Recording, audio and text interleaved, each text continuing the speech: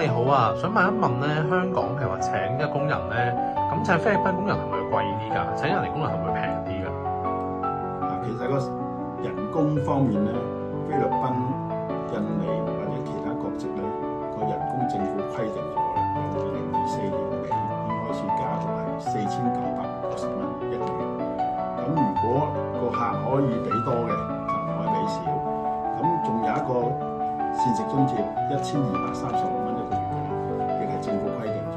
如果個客即係個老闆啦，冇俾呢個冇需要煮飯嘅，或者淨係出街食飯咁，工人都要食飯㗎，咁咧佢會俾翻一個月係1230蚊一個工人去食飯嘅。咁呢個政府規定咗㗎，冇分咩任何國家都係平等嘅。明白，所以即係工人其實佢本身係有個最低工資同埋一個膳食津貼咁樣個規定嘅。只有高就唔可以低過4990蚊。明白晒，唔該晒。